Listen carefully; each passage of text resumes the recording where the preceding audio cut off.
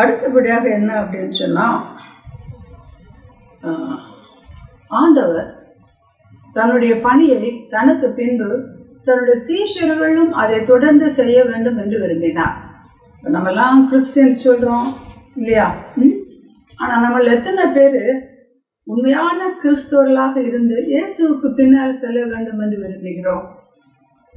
ஏதாவது ஒரு போஸ்ட் கிடைக்குமா, அது மூலம் நான் என்னமாவது பண்ணலாமா இப்படி நாம் நினைத்து கொண்டு இருக்காதபடி நாம் உண்மையிலே கிறிஸ்துவனுடைய சீஷனாக இருந்து அவர் சென்ற அதே பாதையில் நாமும் சென்று அநேக மக்களை கிறிஸ்துவனுடைய வழி நடத்துகின்ற ஒரு கருவியாக இருக்க தேவன் நம்மை அழைக்கிறார்.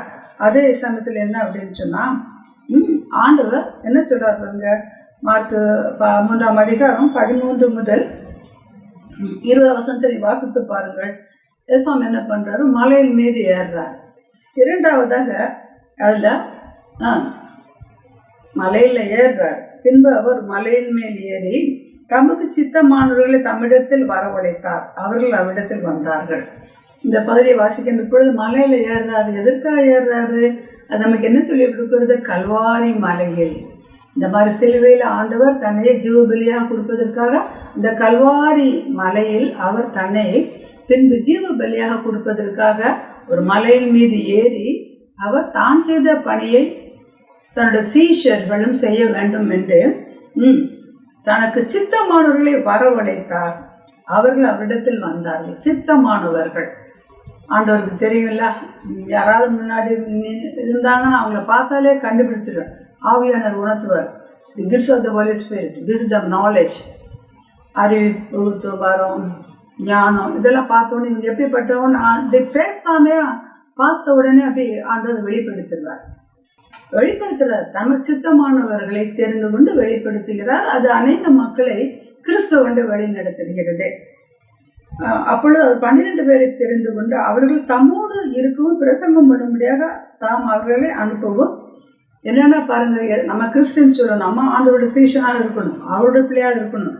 அவர் தெரிந்து கொள்கிறாரு. ரெண்டாவது தம்மோடு இருக்கணும், இயேசுவோடு இருக்க வேண்டும், பிரசங்கம் பண்ண வேண்டும். பிரசங்கம் பண்ணுவதற்கு அவர்களை அனுப்புகிறார். என்னென்ன அவர் எதிர்பார்க்கிறவங்க? வியாதிகளை குணமாக்கணும், பிசாசுகளை துரத்தும்படி அவர்கள் அதிகாரம் உள்ளவர்களாய் அவர்களை ஏற்படுத்தினார்.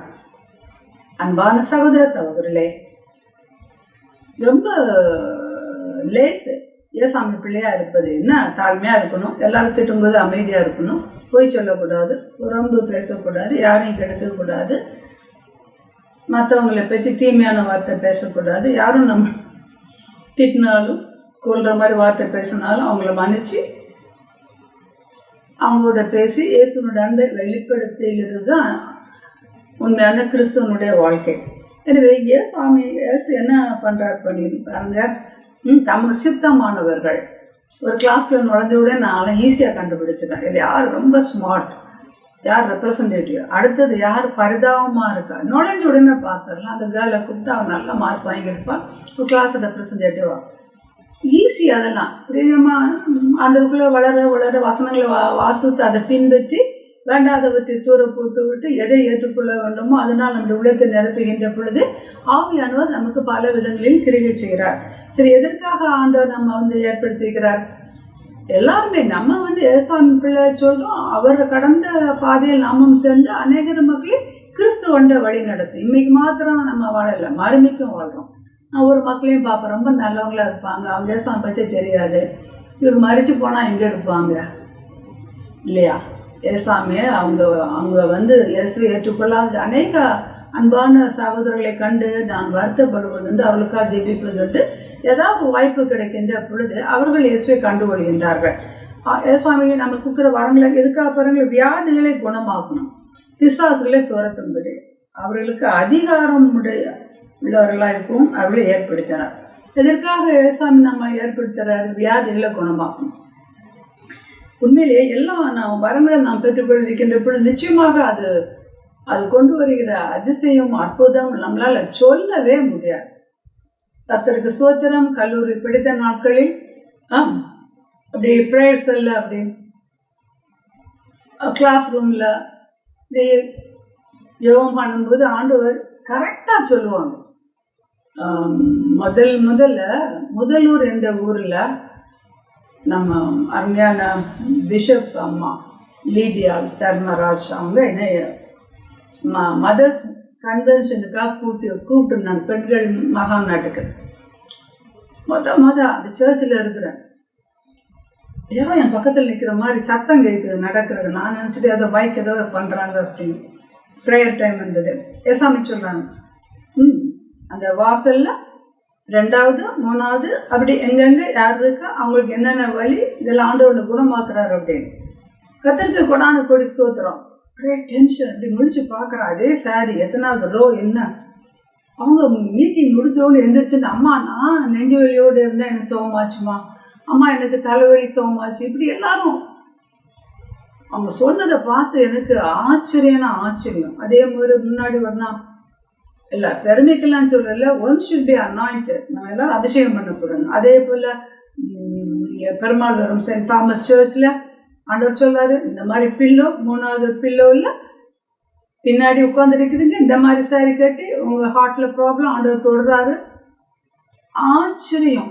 அவங்க எந்திரிச்சு விட்னஸ் பண்ணாங்க. நீங்கள் ஜெபம் பண்ணும்போது என் வல்லமை மேலே இறங்குச்சுன்னு. கத்திரிக்க கொடாங்க கொடி ஸ்தோத்திரம். அன்பானவர்களே, வியாதியஸ்தர்களை குணமாக்க வேண்டும் இல்லையா? கண்டிப்பாக நம்ம தேவன் நமக்கு அப்படிப்பட்ட அழைப்பை கொடுத்திருக்கிறார். அதற்கு நாம் ஜெபிக்க வேண்டும், வேதத்தை வாசிக்க வேண்டும், உபவாசம் பண்ணி இயேசுவை கடந்த பாதையில் நாம் செல்ல வேண்டும், பிசாசுகளை துரத்தும்படி. இப்படி நமக்கு அதிகாரம் கொடுத்திருக்கிறார் இல்லையா? எனவே இந்த நாளிலும் நான் ஒரு கிறிஸ்டியன் சொல்கிறேன், ஆனால் நான் அபிஷேகம் பண்ணப்பட்டிருக்கிறேன்னா இந்த பாவ மன்னிப்பு நிச்சயம் உண்டா? நம்ம என்னமா ஆராய்ந்து பார்ப்போம்னா, இத்தாம் இசுகலா கத்துபலா தோரா ஈஷங்கலா பிரபு அப்து நிலமா ரபனிகா நிகரதா ஈஷங்கா இது பாலா தூர பங்கல பல பலவா.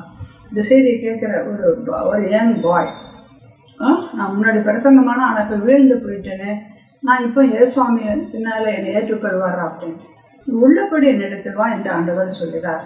அநேக மக்கள் பாவம் செய்து ஆண்டவர் விட்டு சோரம் போனீங்க, தூரம் போனோம். யாராக இருந்தாலும் இதோ நல்ல மேய்ப்பன், காணாமல் போன ஆடுகளை உங்கள் வீடுகளை தேடிக்கொண்டிருக்கிறார். ஒரு அம்மா உங்கள் பிள்ளைக்காக ஜோம் பண்ணிட்டு இருக்கிறீங்க, உங்கள் பையன் திரும்பி வருவான்.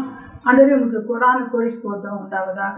எங்களை உமக்கு அர்ப்பணம் பண்ணுறாப்பா. எங்களுக்கு எல்லா விதமான வல்லமையினால் எங்களை நிரப்பி உம்மண்டை அநேக மக்களை கொண்டு வருகின்ற ஒரு கல்வியாக எங்களை பயன்படுத்தும். ஆமேன், ஆமேன்.